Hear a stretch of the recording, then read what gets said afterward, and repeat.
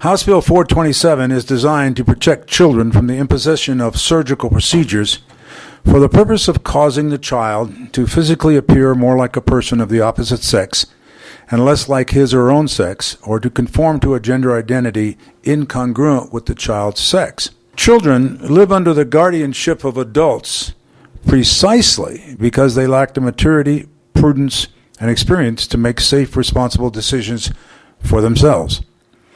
When gender dysphoria is in the mix, these decisions can have lifelong consequences. Gender transitions involving major surgeries not only result in sterility, but other irreversible negative biological effects. And more importantly, there is no evidence from any long-term studies that medical transitions reduce gender dysphoria or suicidality. We do not allow children to make many kinds of unhealthy decisions. Smoking, drinking, child pornography, sex with adults, and illegal drug use, just to list a few. The freedom to make decisions does not allow us to determine the consequences of those decisions. And I believe, and I think Montanans believe, that children should be free from either parental, peer, or cultural pressure to deal with their gender confusion by starting down a one-way road to lifelong medical intervention. A child experiencing body dissatisfaction needs care, counseling, compassion, and guidance addressing the real cause of the distress. Protecting children from surgical procedures that are purely cosmetic and irreversible is necessary and proper. For those that claim that this bill is injecting government into the sacred relationship of a family and their health provider, I would argue that that is a false premise. Health professionals take an oath to do no harm, and altering the physical appearance of a child without their majority consent is unconscionable. We don't recommend children have vasectomies or hysterectomies because whatever they might tell us about not wanting to have children of their own, they cannot understand what it means to be a grown-up and the emotions that will come with adulthood. We must allow for the possibility that they may one day change their mind. And that's the point of this bill. People are free to do whatever they want, but when you have a minor that's growing up, they have no idea or the ability to forecast 10 years into the future and know what they will want for themselves at that point. So this simply preserves the possibility that they will change their mind.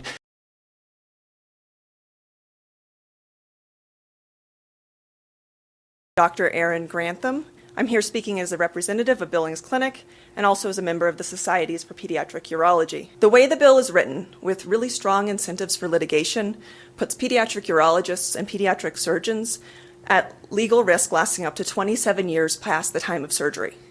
The incentive to litigate makes it professionally unsafe for us to do medically necessary surgeries. Trying to legislate medical care in an area as complicated as this can be a little bit dangerous. I'm asking you to allow trained physicians and other medical providers to continue to make good medical decisions with family members and not work against a boogeyman that doesn't exist.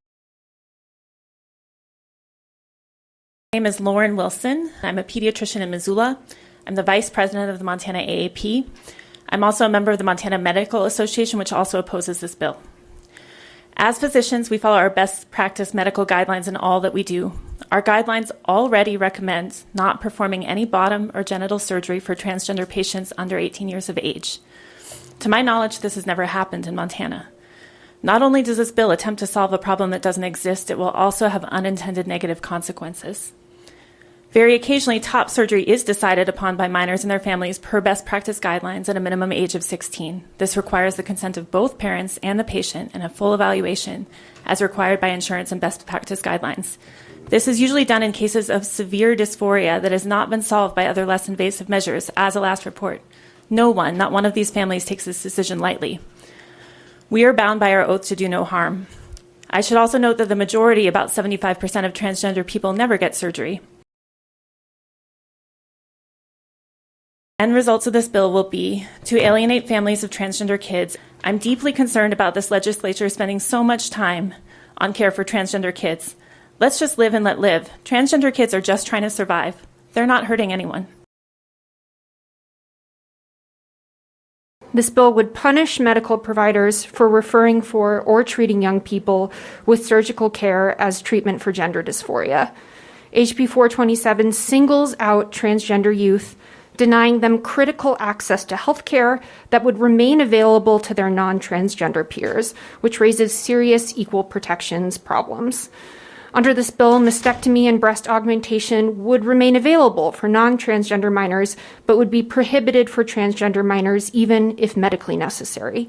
This bill is not at all about protecting kids, but instead is driven by invidious purpose and bare desire to harm transgender people, a historically marginalized group who have been particularly targeted across the country. Laws like this that are motivated by animus toward a particular group are particularly susceptible to equal protection charges. Bills like the one before you make the LGBT community feel unsafe. Some proponents think that trans people should just not exist. The problem with that is that we do exist.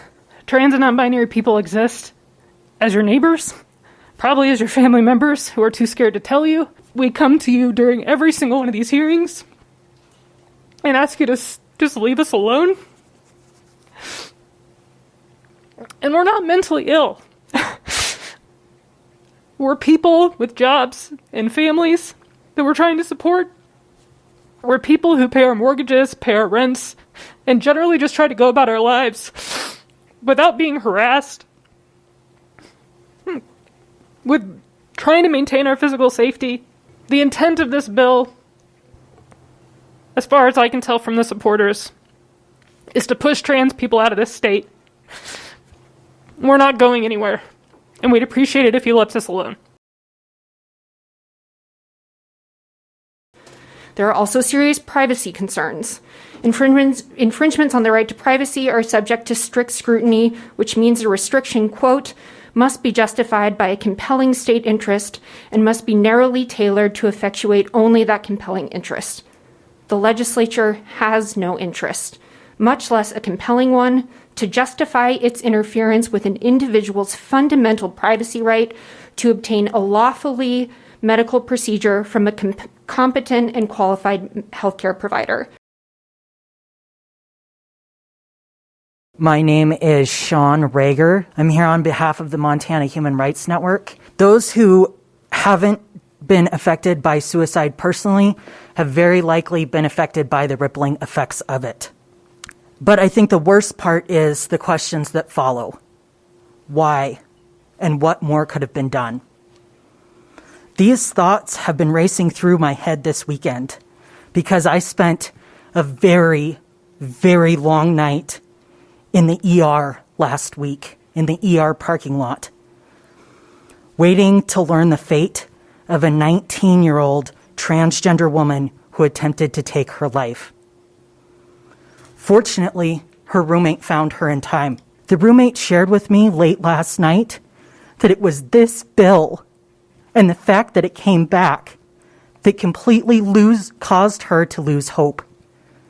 The actions that you take today and the vote that you take today will have life and death effects.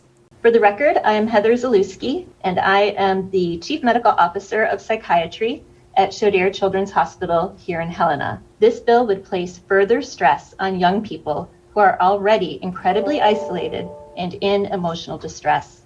In some cases, this increased stress, as already pointed out by Mr. Rieger, could even provoke suicidal tendencies. We need to do everything we can to prevent teen suicide, not provoke it. My name is Catherine Lowe. I'm a pediatrician with the Montana American Academy of Pediatrics. No physician wants to move to a state where the government interferes in the care we are able to provide to our patients. This bill would set a dangerous precedent that would impede our ability to recruit physicians, ultimately worsening our current healthcare professional shortage. Not only does this bill interfere in the doctor-patient relationship, it also prohibits pediatricians from referring patients out of state where such care is legal. This is a gag order on physicians and a First Amendment issue. You don't know what it's like to see your child's constant struggle with trying to appear the way he perceives himself to be. You don't see the toll this takes on him every day. You don't see how hard it is for him to do things you take for granted. I see it every day, and it breaks my heart. This bill doesn't protect him from any of that. It strips protection from him. My child will still get the treatment he needs, even if that means leaving the state or the country. You will not come between me and the care my child needs. All you will accomplish by advancing this bill is causing my family more pain and more expense. Please stop hurting my child. My name is Anne Truesdell, and I am here as the Executive Director of the Montana chapter of the National Association of Social Workers. You have heard from many of your constituents that they don't want this bill, and that it will absolutely harm young people, and it will also hurt our business climate and our economy.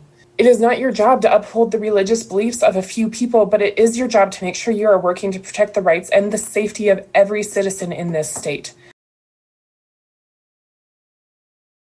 It cannot be the place of government to interfere in a parent's right to provide for the well-being of their child. Further, this bill is simply unnecessary because, as others have stated, there are multiple professionally established safeguards which already effectively protect young people. Decisions about surgeries for trans youth are always the results of a prolonged and meticulous process involving parents in consultation with mental and medical professionals, guided by well-established best practices and standards of care, which provide multiple layers of protection for young patients and their parents.